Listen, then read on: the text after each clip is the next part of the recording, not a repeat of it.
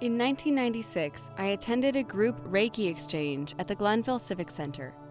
There were 15 to 20 Reiki tables lined up in the center of the gymnasium. The concept was that anyone who was a trained Reiki practitioner of any level could attend to receive and give Reiki. Many of the people there seemed to know each other and had practiced Reiki for many years. I, on the other hand, was a Reiki Level 1 practitioner and knew no one. I was paired up with a middle-aged man who was kind enough to allow me to first receive Reiki. I lay down on the Reiki table, as did all the other people who were to receive energy work. All those who were giving Reiki began working. I was completely new to this whole Reiki thing, so this could have been a very distracting environment for me to have a meaningful experience. Not that I knew what a meaningful experience would look or feel like, or that one was even possible. Within minutes of this man, whose name I never knew and whom I never met again, working on me, I had a sense of no longer having a body. I was no longer a physical being in the gymnasium. At some level, I was conscious of a part of me being in the gym, but the essence of who I am was not there. Or more accurately, it was not just there in that gym, but also in another dimension at the same time. The body that was me was now pure, unlimited white light. I could see the beauty of life.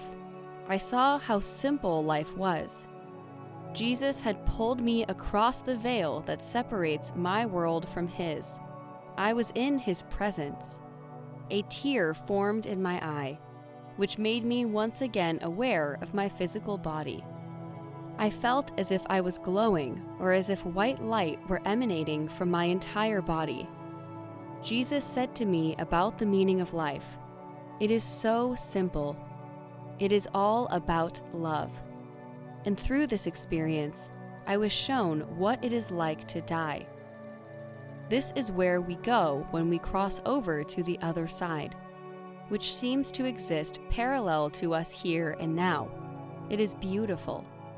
There is nothing but unconditional love.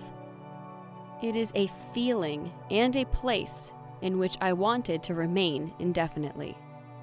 I was never religious, and although I did call on Jesus in times of crisis, he hadn't ever spoken to me. Although I use the word spoke, it is inaccurate. I use it for lack of a better way to explain the message and feeling that came with it. What Jesus gave to me was the gift of knowing what these words felt like, and through that feeling, I was able to ascertain their meaning. The message was clear, that the meaning of our lives is pure love. All he wants is for this love, which in its deepest and truest form is the divine within each of us, to be extended to everyone without exception. Extend it as if the person opposite you were the Son of God, because he or she is. And no matter how he or she chooses to live his or her life here on earth, God loves him or her no more or no less than he loves you.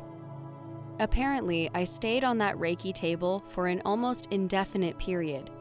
Because I was with Jesus, I had no sense of time or of my physical surroundings, so I unknowingly laid there throughout the entire Reiki exchange. The man who worked on me was kind enough not to nudge me to get up when it should have been his turn to receive Reiki from me. He never got his chance to receive Reiki because I never came out of that state of grace until the lights were turned on in the gymnasium and it was time for the tables to be folded up and for everyone to go home. I have always felt badly about this, and if he is listening to this now, I offer my deepest apologies and my deepest gratitude. For it is through him that I had one of my most profound, life-changing experiences. God worked through this man to show me my first glimpse of heaven.